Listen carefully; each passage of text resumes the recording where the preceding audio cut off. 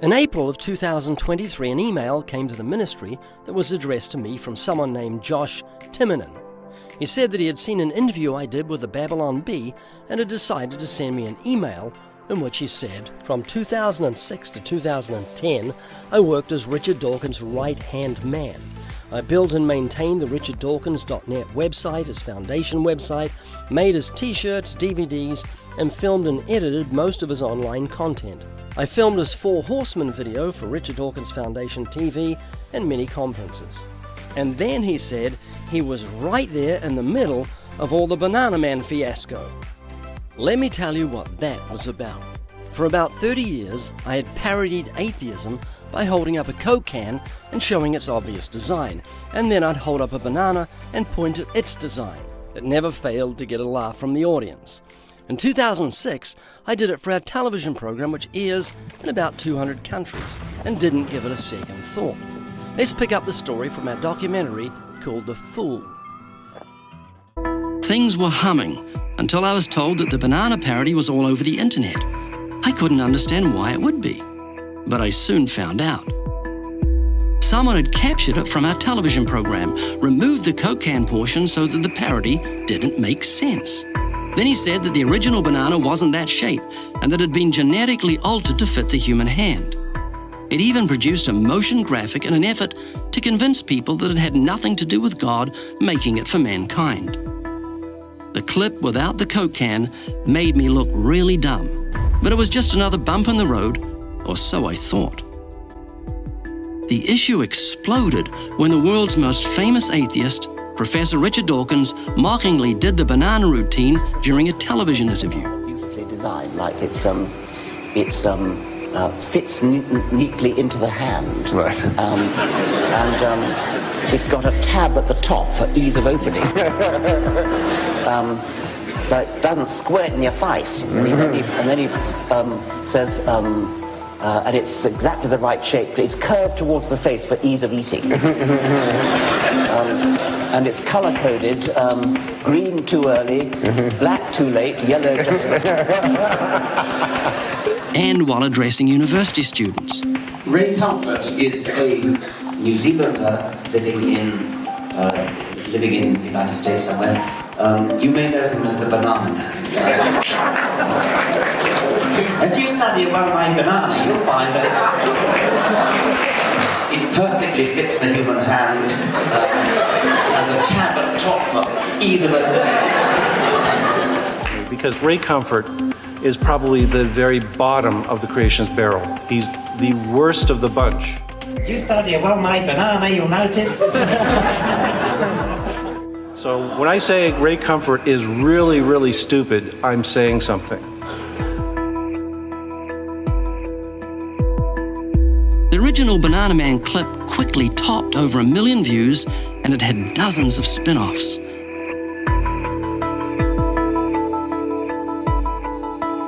There were Banana Man videos, Banana Man songs, and many Banana Man memes.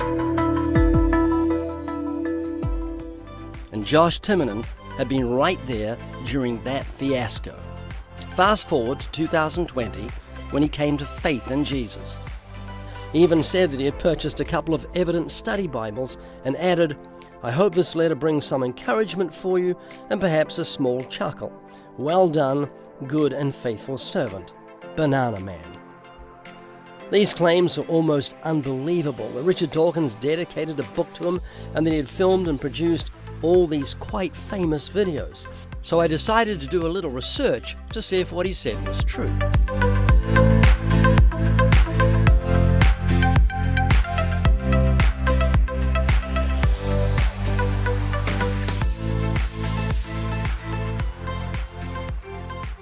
I was very impressed, so I decided to call Josh and ask him to come to our studios in California and tell us what it was that brought him to Christ.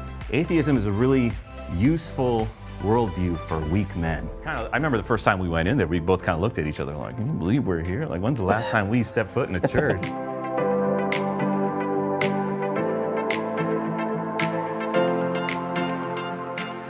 Josh, there have been those moments in my life where I've had to step back and almost pinch myself and say, what in the world am I doing here? What is going on? How did this happen?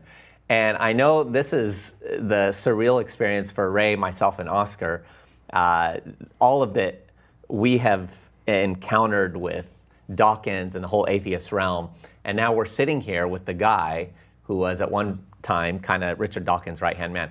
Is this as surreal for you as it is for us? Yeah, it is absolutely surreal. No. Like when you were back in the day hanging out with Dawkins and doing Banana Man stuff, I mean, the thought that you'd be sitting here with the Banana Man, just like 2 feet from you, man. Yeah, he's not that far away. Yeah, he's right there. When Daniel, my son, said, I've got an email here that you're going to really love, I thought, what's he talking about? And to think that you came to faith in Jesus, and then to think that you were Richard Dawkins' right-hand man, and then the double icing on the cake was that you were there for the Banana Man fiasco. That just thrilled my heart. So we're really excited to hear your story. So Josh, take us back, man. I mean, we want to kind of go back in time and connect with how this entire journey started for you. I mean, we've got Oscar here. He's going to chime in quite a bit today. Oscar, you used to be an atheist, as those who have watched any of our videos or listened to our podcasts know. He wasn't just an atheist, he was hardcore. Yeah. In fact, look, we got the stack right here. These were yours. Personal library. Some of Oscar's books, his atheist books, is in Dawkins and stuff. Yeah, that's right. Yeah, I'm really curious. Josh, seems like we share a lot of parallels. How did you...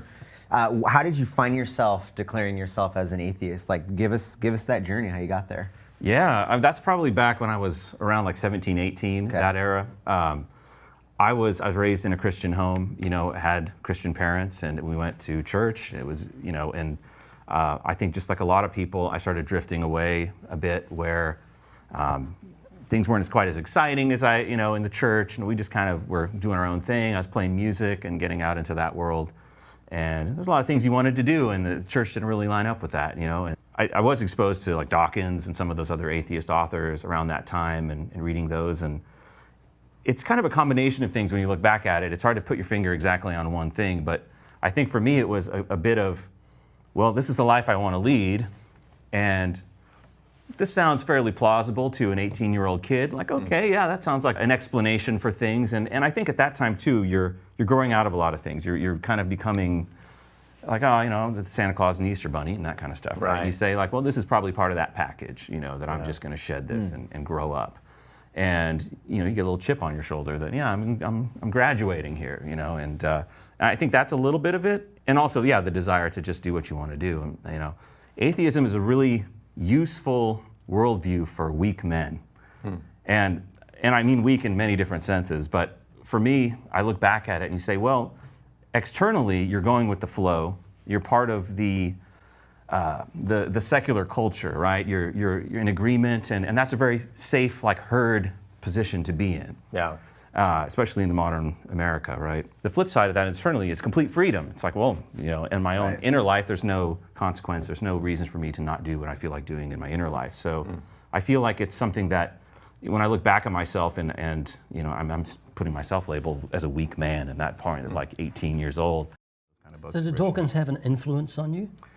Yeah, I read The Selfish Gene when I was 18, and that was the first one I'd read. I've read the other ones, Extended Phenotype, Blind Watchmaker, Climbing Mount Improbable.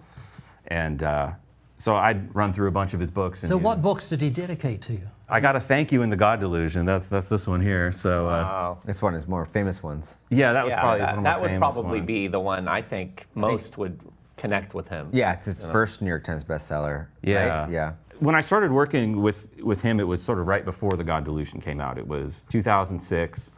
And so I got a thank you in there, and then I got the Greatest Show on Earth. I got a dedication book. Wow. Dedication for. Here you are, you're a young man. You kind of drift into this realm, like you said. Yeah. And then you start reading Dawkins' stuff.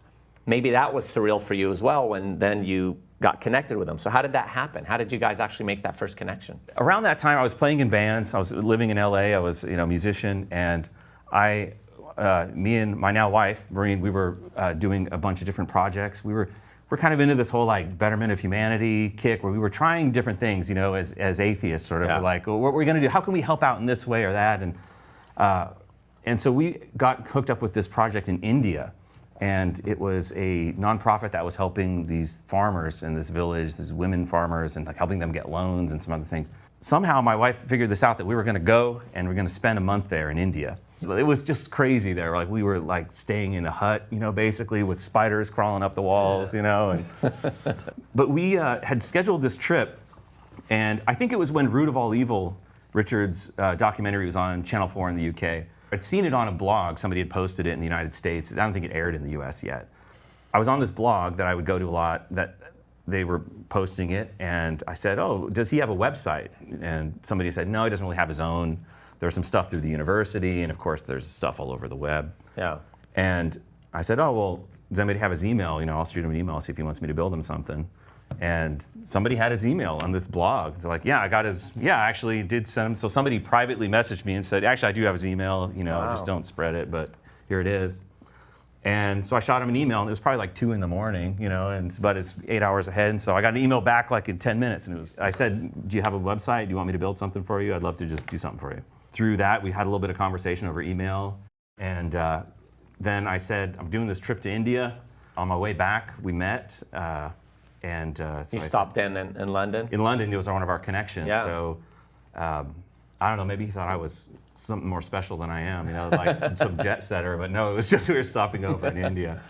And so we got to meet face to face, and I think maybe that's what maybe let him trust me a little bit, that I wasn't crazy. And so I went back to LA and just started working on the site and started pulling articles from all these other places and just combining everything. And he said, I'm working on this new book called The God Delusion. It's coming out in the fall, so we were getting everything ready. And so I'd collected a bunch of content for the site, and we launched it right about the same time. And it did take off pretty good out of the gate for that. So we ended up being like a top 10,000 on Alexa, as one of those ranking sites, on the web. So, wow. So it's around the time of revival of New Atheism. Yeah. Post 9/11 is kind of when the New Atheism really started to take off. Josh, was it exciting for you? I mean, to be connected with this kind of poster boy for atheism. I mean, he kind of is, in a sense. He's probably the most renowned. You have others, Hitchens and Sam Harris and others, but Dawkins almost seems to be kind of like the godfather of atheism. But what was that like for you, and what was your connection like? I mean, did you feel a synergy with him? He seems like a really nice person in one sense, and pretty charming. Yeah, I mean, not towards Ray Comfort, but no, I mean, he seems to have a charm about him. He's witty, he's funny.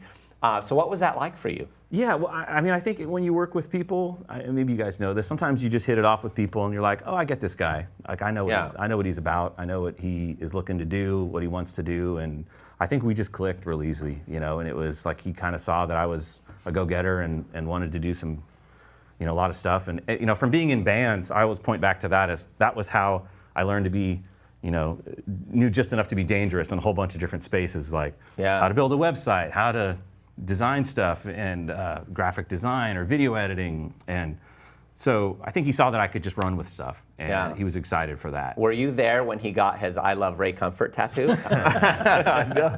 So Ray, I mean, so all of this for you really came to a head when the whole Banana Man shtick came out with Dawkins. Do you remember when you first saw that, or someone sent you a video, or how did I that was horrified. Someone came to my office and said, you're all over the internet, and I thought, how could I be all over the internet? Josh, do you recall that time, like when that came onto your guys' radar and what those conversations were like?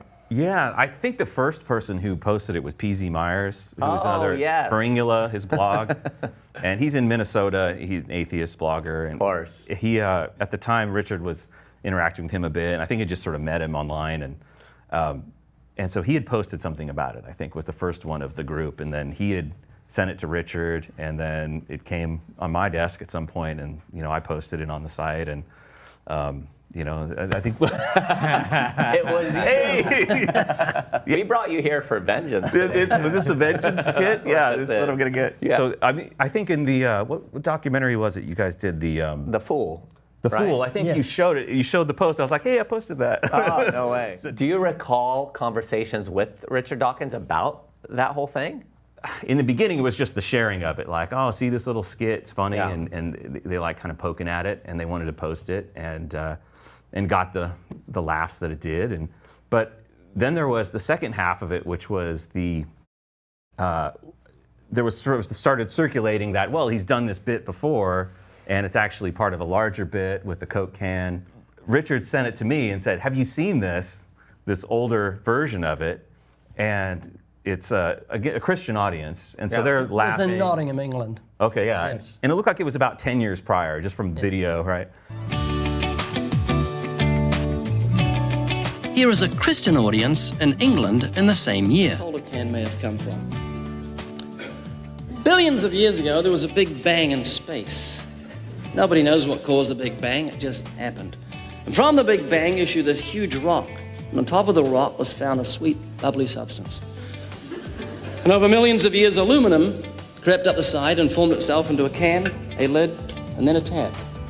And then millions of years later, red paint, white paint, just a little bit of green paint, fell from the sky and formed itself into the words Coca-Cola. 12 fluid ounces. Do not litter. Say, man, what are you doing? You're insulting my intellect. And so I am. You know, if the Coca-Cola can is made, there must be a maker. If it's designed, there must be a designer. Behold, the atheist's nightmare.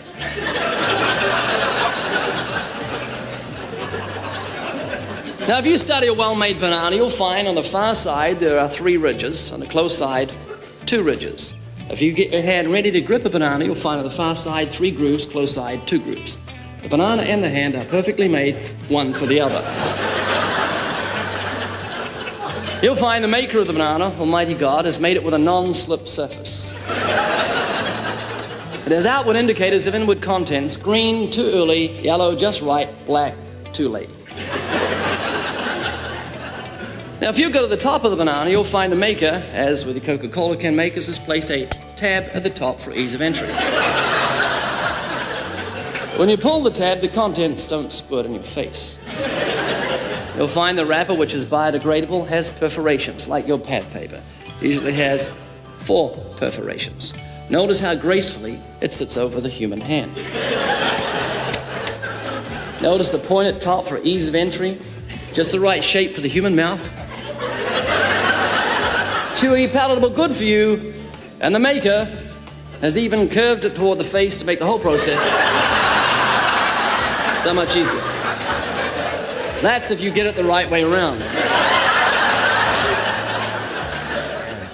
We were looking at it, and he sent me the email asking, he goes, do you think this is real? Do you think that this is a legit video? And he said, can you do anything forensically to see if it was fake? So he was saying that what I'd done was serious. I really was saying this is proof of God. And yet I said it was a parody, it was a skit, it was funny. So suddenly we had video that proved it was funny because an audience were laughing. And that's what we're talking about. Yeah, it kind of broke the excitement his of it. vision of it. The way he saw it, it broke it apart. Right? So do you really think he legitimately thought that we actually inserted laugh tracks into this thing?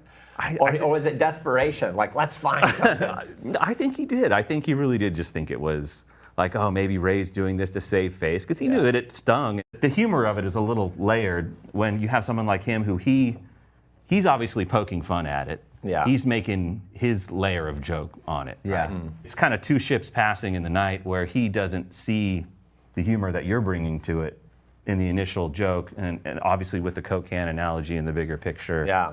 He didn't see it in that context. He wasn't thinking of it in terms of ridicule of the way that it was meant to be received. And so he's looking at it, not understanding. I think that literally was a misunderstanding. Do you think that's a systemic issue with Dawkins or other atheists where they're not, in that situation, he's not interacting with the actual conversation, the actual argument that's put forward.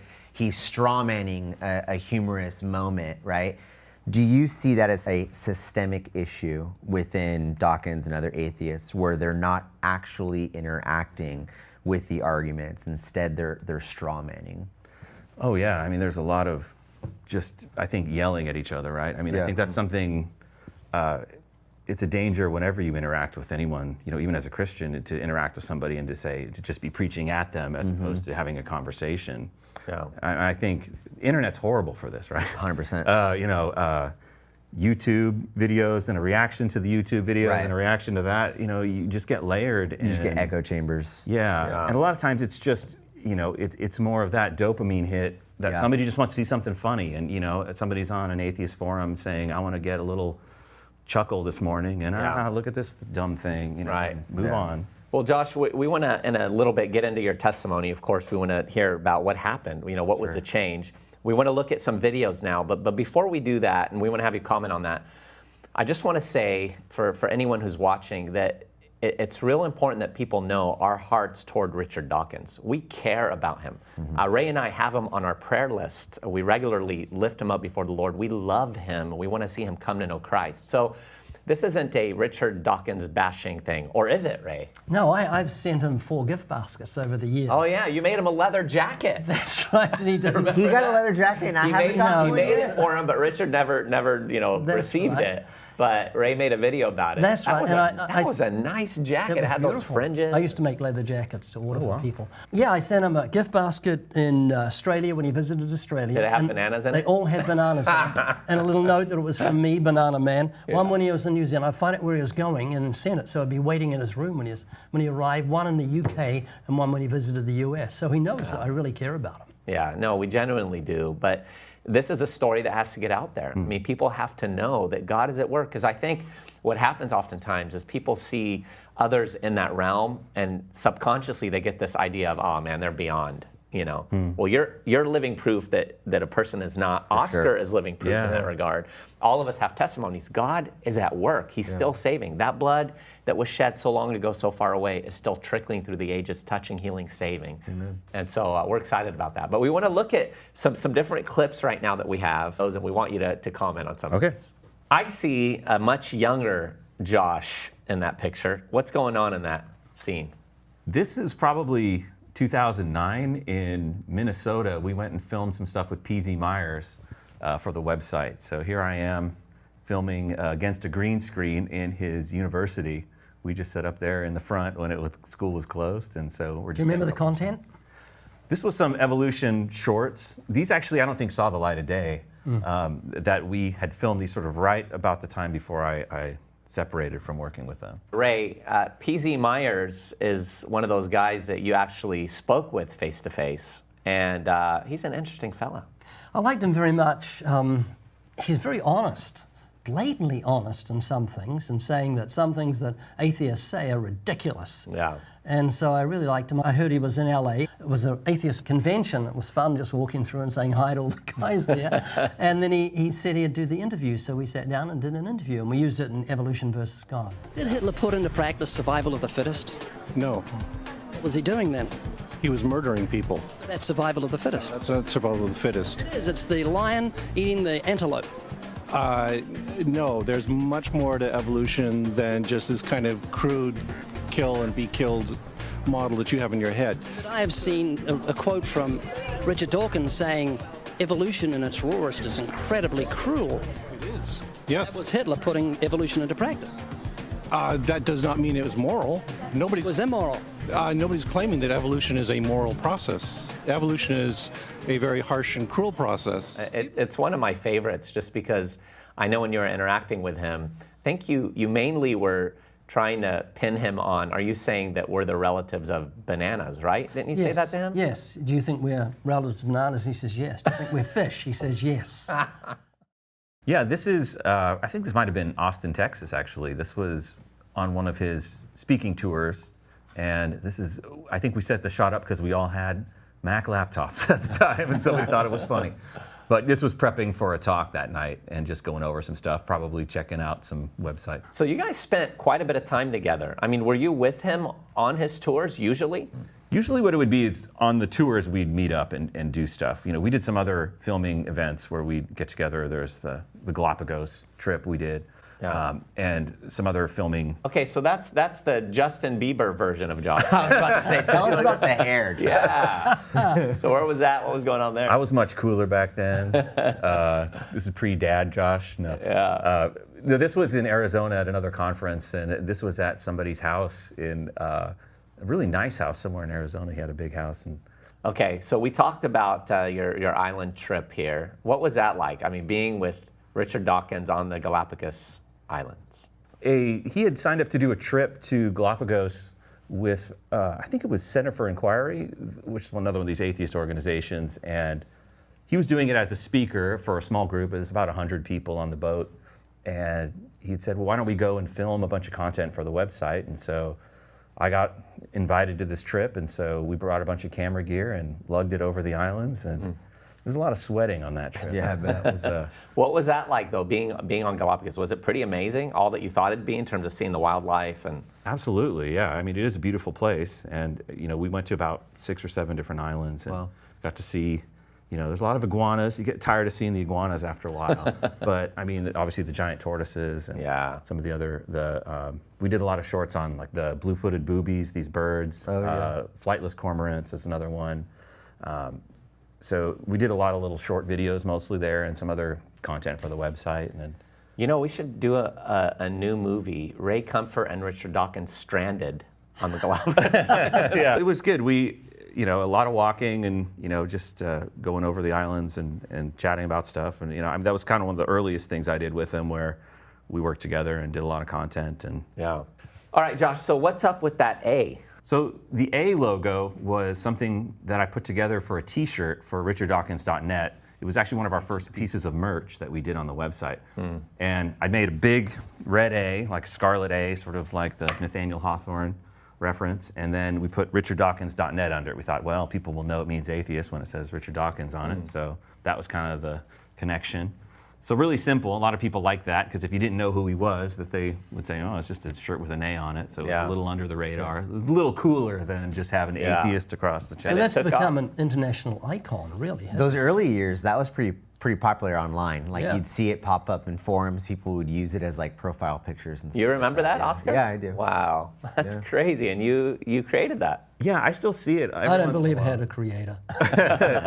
Maybe did. It evolved on its own. Well, it's not much of a logo. It's the Zapfino font A, with some slight modifications. I can't say that I really designed anything fancy, but it took off, and it just became the logo, right, that we used for a bunch of different things. We ended up putting it on like lapel pins and jewelry and things like that. And we've seen other people. I Googled it the other day, and it was like people have tattoos of it. What? No way. So I still see it on YouTube videos now. Like I'll see somebody doing a thing about atheism, and it'll pop up, and I go, I made that. All right, Josh, so you're hanging out with Richard Dawkins. You're kind of in the mix with him, and I'm sure his other associates, other high-ranking atheists, if you would. And things were humming along. You were kind of running things on this side of the pond for Richard's foundation or whatnot.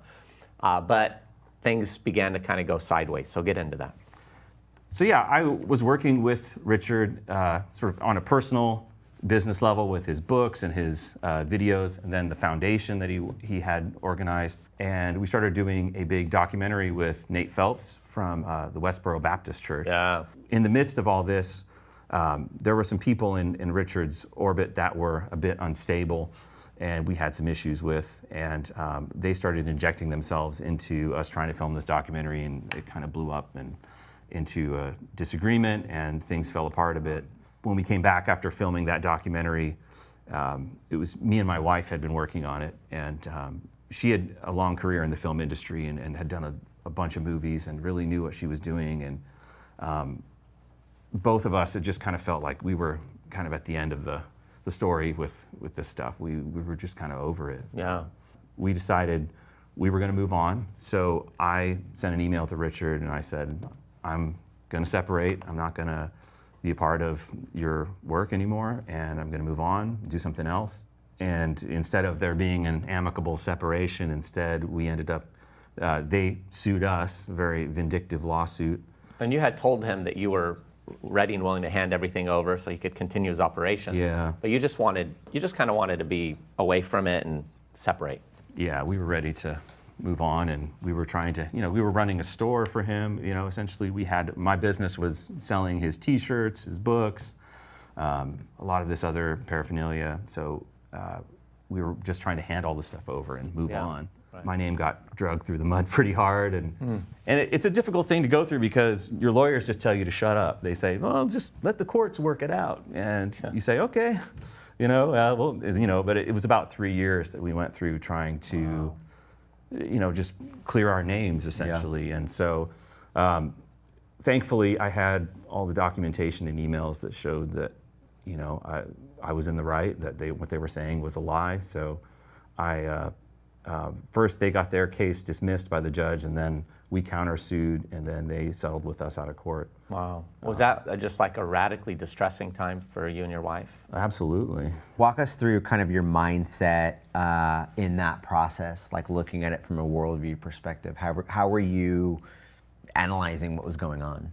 As an unbeliever. Yeah, at the time, it didn't really shake my atheism, if I can say that. You know, it was like I didn't say, well, now I'm not an atheist anymore. Yeah. It was like, well, they're doing something to me in this moment that is very wrong, and I need to clear my name, and it's clearly a strong disagreement, but I was still an atheist, you know, and I was still holding on to that. That's my worldview, and that's how things are. And was there a back and forth between you and Richard, or did he just cut you off right then and hand it over to the lawyers? Like after you emailed him and said, I'm walking away, did he try to dissuade you? Was he like, hey, Josh, what's going on?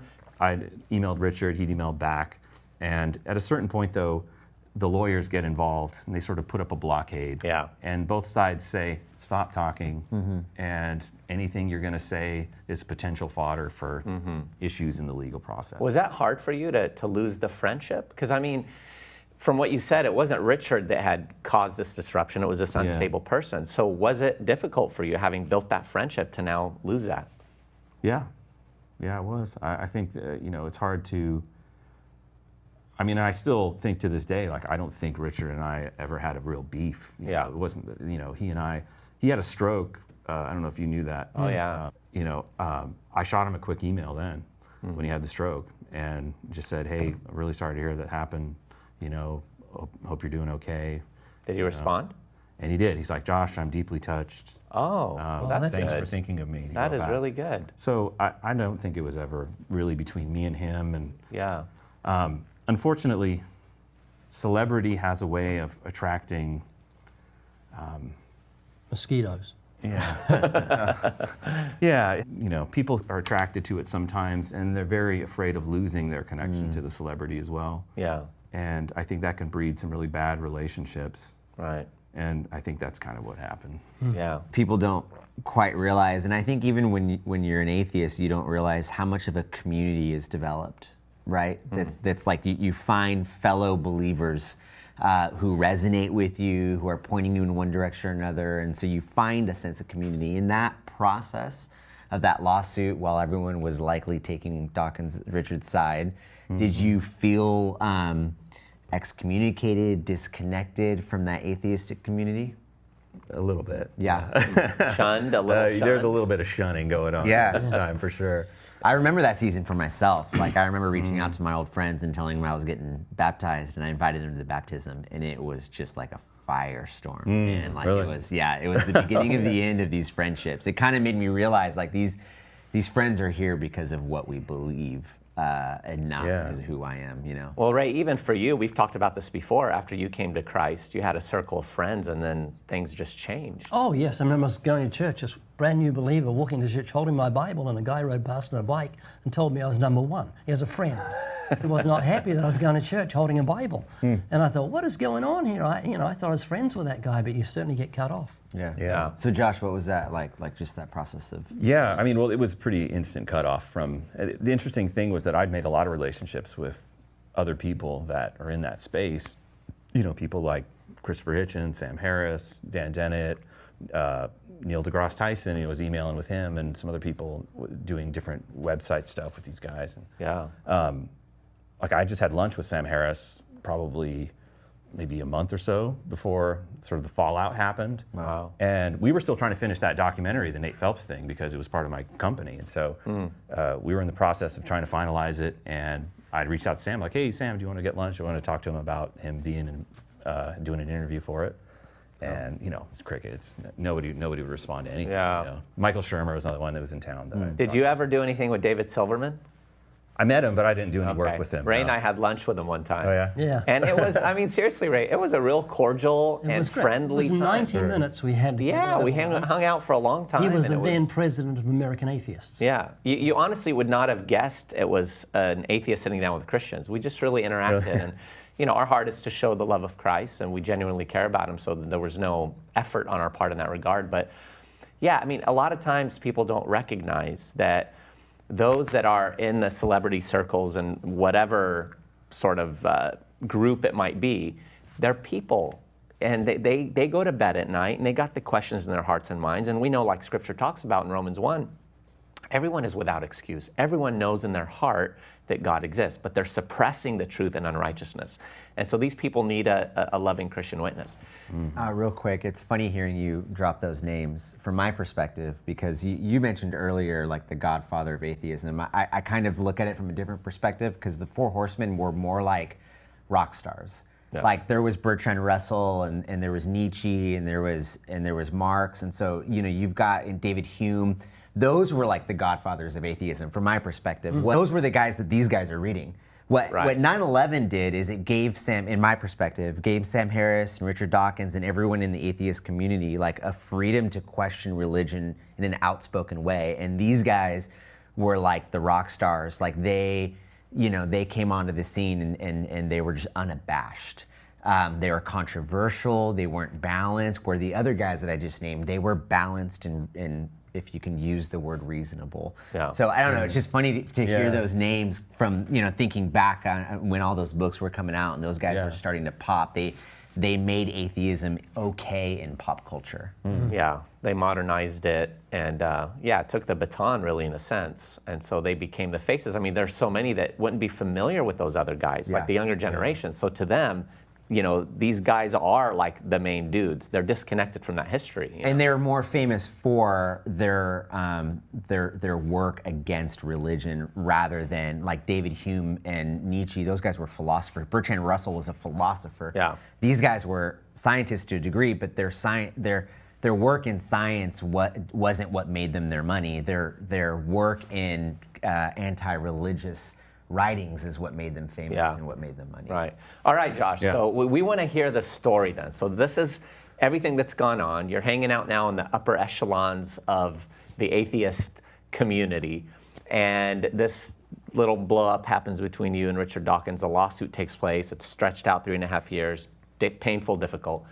So when did the foundation begin to crack for you now as an atheist? I'm actually happy to hear you say that your atheism wasn't shattered, your foundation wasn't shaken over the Richard Dawkins thing, because I think sometimes that's what people will say, because this happened with Richard Dawkins, so now you're going to the other side. So that's not what happened. No. Tell us the story. Yeah, so I was still an atheist after the lawsuit. I went on being a software developer, and I was doing that for many years. I was still an atheist, and I really just kind of coasted as an atheist, I guess. It wasn't something that I didn't do it for a living anymore. I wasn't doing I wasn't a polemicist, but I was working as a software engineer in Portland, Oregon, and so we relocated there from LA. And it really wasn't until sort of the pandemic and everything in Portland in 2020 when the city really started to see the rioting and the looting in the city all through the summer in 2020. That sort of shook me a bit, where not only was I seeing what I felt was just new evil on display all around me, but it was the acceptance of the evil from people that I was friends with, people I worked with, and then the government as well in the city. Yeah. It was very, they were condoning it, they were participating in it to some extent. And it was a moment where I looked around like, well, who are these people? Like I thought I agreed with these guys, and we were all kind of on the same page. I'm not on this page. And I said, I don't want to be here. So I decided we're going to look for someplace else to live. We were all working remote at that time. And so I started looking, and we found Waco. We moved to Waco, Texas. And it was really just about trying to find someplace new, someplace that we thought was maybe a little bit safer. And we settled there, and we were homeschooling my daughter, who was still at the time about 5 or 6. As atheists? Yes. Yeah. Wow. So we were atheist homeschoolers. Yes. That's fun. That's a rare sort of a thing. Yeah. Well, 2020 did a lot to a lot of people. Yeah, that's true. So we decided, we're going to homeschool her, and part of that we thought, well, you got to have the socialization. We got to find some way to integrate her into the community. So we'll get her 50 chickens. we did do that. So yeah, we started doing a homestead. We actually did do a lot of farming, and we got 15 acres and animals. But we decided we were going to start looking around at churches, and we're like, well, what do you think about that? What if we showed up at a church, And Really? yeah, so me and my wife were discussing this. Who brought it up? You or her? Well, she probably brought it up first. She said, "Oh, did you see this cowboy church on the 6th?" Would you say you guys were looking at it like in a more pragmatic way at first? Yes, absolutely. Yeah, because just pause here for a minute. That strikes me as odd, in that you go from atheists, and then this thing happens in Portland, and then suddenly it's, what about a church? But like that's a major leap. Yeah. So was there anything in between? There was no moral foundation in Portland, what was going on around us. And I think we were just trying to get to solid ground. That we were looking around thinking, well, this isn't where we want to be. It's like we were, on the boat that was rocking, and we're trying to say, well, where do we get off? Right. We found this cowboy church near our house, and we thought, well, we could try to go something like that. That sounds just weird enough that maybe we could sit in the back and nobody will notice us, us atheists, not actually believe in any of this, but maybe we can steal some of those benefits, those social benefits, of the nice community and the nice people, and I mean, I'm very cynical with that. But Sure. So we sort of just decided to start going and seeing what it was like, and got my daughter into Sunday school so she could be doing that. In a way, it's like you don't really know what you're doing in that moment. You're just kind of, you're in this fog of like, well, this seems better than what we were doing. I can remember that. I think God did a work in my heart. I got saved, but then I spent a year confused. And when I first started going to church, it felt pragmatic in a way. Like, I know it was faith that was leading me to that. I know that it was God that was guiding me towards that, but I've used the phrase a fog as well. It was a fog. It's like the veil is slowly being torn away, and there's a lot of unwinding to do when you spent so much time reading books and I'm sure making documentaries. Yeah. Do you recall that shift from pragmatism to like this is morally good for our daughter and us to this is what I believe? We went for a while just pragmatically, but still committed atheists. Like in your hearts and minds, you're still like, this is a bunch of baloney. Yeah. Let's just go make, because to me, again, I'm sorry to interject, but that's good, I'm trying to connect it, because in my my mind, it's almost like vegans just one day going, hey, let's go hang out at the slaughterhouse. Just go. It's not like you're like, well, maybe there's a God, I've been wondering. It's more like, idiots, but let's go hang out and like get some friends kind of thing. Yeah, and we both kind of, I remember the first time we went in there, we both kind of looked at each other like, can you believe we're here? Like, when's the last time we stepped foot in a church? This is so cool, man. I love this. But it was a cowboy church. The pastor's got a cowboy hat. Everybody's got cowboy hats. It feels a little bit different than the churches I was familiar with. And, but it was, I do, like you were saying, I felt led sort of. There's a fog, but you know that you're being led in that moment. Sure. And you guys are talking about a fog. In the book of Acts, it talks about men groping, searching for God, as blind men. Yeah. And I remember I had the same experience 6 months before I got saved. I was groping. I didn't know what I was looking for until I found it. Yeah. Weird experience. Wow. You're going to church, you're listening to the sermon, you're hearing it, and you're going, well, a lot of crazy stuff in the Bible, I don't know if I buy all this. And I think there's a lot of that going on for a while in my life, where there was, a lot of weeks or months where that's kind of how I felt. Yeah. And, but what it did lead me to do was say, okay, I see how it's benefiting the community, the people that are going. Maybe I should give it a better shake, a fairer shake. So I started reading the Bible. What did you read? I read the New Testament through first. Wow. That's what I did. Did you start with the genealogies? I did start with the genealogies, yeah. You're like, this is going to be a rough go. But yeah, I just read through, and when I got done with that, I was like, I thought to myself, well, that's something, but there's still a lot of crazy stuff in here that I don't think I buy, And I thought back to, as an atheist, watching a documentary that was somebody else had made called "The God Who Wasn't There," and it had a whole section on Jesus not existing. And I remember how I just bought that as soon as I watched it. Like, you know, it wasn't that I studied it, not that I sat and dissected the details of Jesus's life. It was just like, oh, atheist documentary telling me that it is, and yeah, sure, great. And I thought, well, do I buy this or not? You know, do I buy what is being told here? Do I believe Jesus was a person? Did he live? And I'd sort of written that off completely when I was younger, that he didn't live at all. So I read Lee Strobel's Case for Christ, which was a big book for me in that moment, where, oh, there's all this evidence around Jesus' life, and you know, it wasn't just a mythological evolution of tale over a few hundred years. That no, it was actually written very closely after Jesus' life, and all the other corroborating evidence and all the evidence around the death and resurrection. And so then, Josh, at what point then did you finally recognize, I believe that this Jesus is the Messiah? He did die and rise again, and I need to repent and surrender my life to him. Yeah, that was, I think, shortly after reading Case for Christ. That was when I had to deal with the fact that it was real, that Jesus was real. Yeah. That's, to me, the defining piece, that you have Jesus actually lived, he actually died, and he actually rose, and I have to deal with that. Yeah.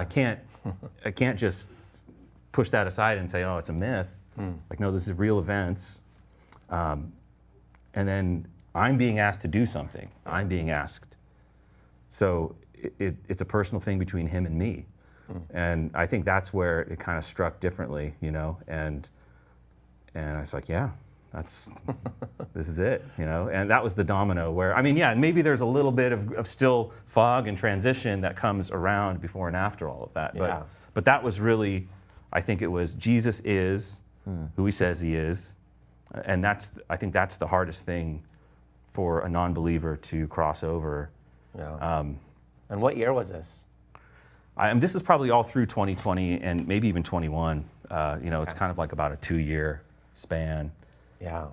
So this is relatively recent. What happened from there, man? I mean, did your life just radically transform? Did you then begin to like really connect with the people at the church? Well, I read a lot. I started reading my Bible, and I started reading a lot of books around it. You know, I love books around the history of the Bible, and you know, I feel like when I was younger, I didn't really get all of the trimmings around the Bible of, you know, who wrote this when, and you know, I didn't have a study Bible growing up. I had a King James, you know, and that was it. Yeah.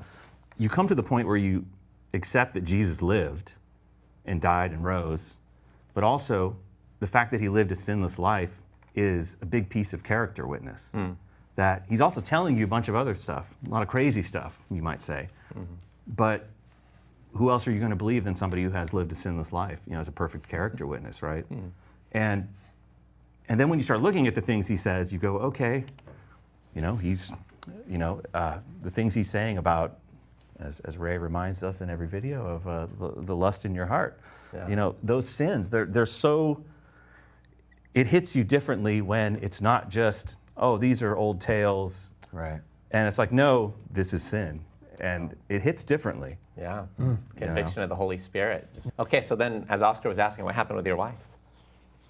Yeah, our journey was an interesting sort of weaves, I think both of us sort of around the same time and having a lot of conversations and wrestling with stuff, and where, you know, in the beginning when it was just sort of, you know, us atheists in the back of the church, it was more coming home and I would say things like, yeah, it was nice, but I just can't get on board with all the truth claims, or, you know, those statements where I was like, yeah, I just can't get on board with this or that. And she'd kind of bite her lip, and I think she would kind of have moments where she was on her own journey. You know, we're both, you know, I think it was a big turn for both of us to come around. Finally, both of you acknowledged, like, there had to be that day where it was like, we both really believe. Yeah, it definitely was. I think that there was, you know, there's a time when you actually start praying together, and you're like, let's start, we're doing this. You know, we started just being very open with each other. Because I think for a while, maybe you're kind of in silos where we're kind of wrestling, and then you're like, are you with me to talk? On this, yeah, like we still doing this out of lip service, or, you know, like, but also I think a lot of conversations, like, you know, as I'm reading Case for Christ, I'm talking to her about it and saying, like, did you know this? Did you know this? And, you know. Good. You know, I was just thinking about this book that I read a couple years ago called Longing to Know. with the author is Esther Meek. She's a philosopher, and she talks about like the nature of knowing. And she says one of the things that she points out is, and her along with Charles Taylor and others point out that human beings are just really bad at knowing. Like we're actually really terrible at going out there and gathering truth for ourselves. We've got confirmation bias. We've got the nature of reason and logic just is really difficult. We also often find ourselves in circular reasoning and issues like that. But the thing she points out is that knowledge, we think that it's gathering information. Like the more information that I gather, the better I will know. But she uses a sort of a word picture to explain what it actually means to know. And so she talks about like learning how to ride a bike. And so she tells the story about her dad, how he like puts her on these two wheels and she's like, what is this contraption? She's 5 years old. She thinks it's weird looking. He finds a hill. She's looking down the hill and thinking, I'm gonna die. You know, he didn't believe in training wheels, and he was just like, all you gotta. She tells the story, and she's like, and the dad says, all you have to do is balance. And she's 5. She's like, what is balance? You know, and so he shoves her down this hill and he's screaming, balance, balance, and she has no idea what she's doing. Falls a couple times. The way she puts it is, she had the information. She had the bike. She had the information about balance. She had the hill, right? But she didn't know. And so she says like knowledge comes when all those things in an experiential way come together. And she calls it like that moment when you learn to ride a bike. No more information could be done. She had to experience the knowing in order that she knew. And I think and many times like our gathering of information, reading books like The Case for Christ, and you know, understanding the pragmatic aspect is maybe knowledge number one. You know, and so these things start to come together, and in that moment of actually knowing is when the Spirit kind of hits us with that stamp of going, now you see how all of this comes together. I shudder to think Harry taught her to swim. Toss me off a cliff, sweetheart. Yeah. Well, this is just amazing. You know, I'm just sitting here thinking you got a Jew on one side, an Arab on one side, two former atheists in the middle, an Arab-Jew sandwich kind of, you know. It's just amazing to think about what God's Spirit does in our hearts, how he opens our eyes and really lifts the veil. Yeah. It's what it is, you know, and sometimes it's things that you had seen 1,000 times, but suddenly when God gives you eyes to see, now you just see all different dimensions of them in a whole new way. Another thing I wanted to add, when I did come to this decision to say that, yes, I accept Jesus is who he says he is, and that I'm taking him seriously in that moment. I didn't have an answer for every atheist thought that had come before from the past 20 years. Yeah. What about this? Well, what about this? What do you think about this? What, are you saying you believe this now? What do you think about this? I don't have any of those answers. You know, you're still thinking through everything, you know, but that conviction is there in the moment, that seed, that initial piece that you know is true, and you're like, well, the rest of it will figure itself out, you know? Yeah. It's kind of like I've said it like it's like having a really nice sweater and finding that one thread, you know, and you start pulling on it, and after a while it starts to unravel. That was my experience. Like I found Jesus as my thread, and I started to pull on that thread, and it took some, I didn't have an answer for everything at first, but slowly but surely, like this sweater of atheism. Think of John chapter 9, you know, the blind man that Jesus healed. And they said, he's a sinner. He said, I don't know if he's a sinner. One thing I do know, once I was blind, but now I see. Wow. Yeah, Rachel and I were reading that last night, actually, and just that thought of, yeah, look, here's what I know. This is who I was, and this is what he did. I don't know, but you guys figured that out. This is what I know. I've been transformed. Yeah. And that's the one thing that every believer universally can attest to. We may have different journeys of how we came to the Lord, but all of us can attest to the fact that we were transformed and our eyes were open, and suddenly our perspective of this one, Christ, was radically transformed. You know, I love this quote by Malcolm Muggeridge. He talks about, you know, who Christ is, and then ultimately says, behind the debris of the fallings of our soul and supermen and imperial diplomatists lies the gigantic figure of one man, because of whom, by whom, through whom, and in whom mankind may still survive, the person of Jesus Christ. And once you've tasted of him, you can testify to the words of Paul the Apostle, who said that he counted all things as rubbish in comparison to knowing him. All things are lost compared to Christ. And so, Josh, what a blessing to hear that that's been your experience as it is ours. Yeah. Amen. Real quick, here are 3 things to help you grow in your faith. The Living Waters podcast, the Evidence Study Bible, 200 of the most commonly asked questions of the Christian faith, and much more. The Starter Kit, 4 of the most popular gospel tracks, available at livingwaters.com. If you haven't watched the full, you've got to see it. It'll delight you and strengthen your faith in God. You can watch it right now by clicking up to your left.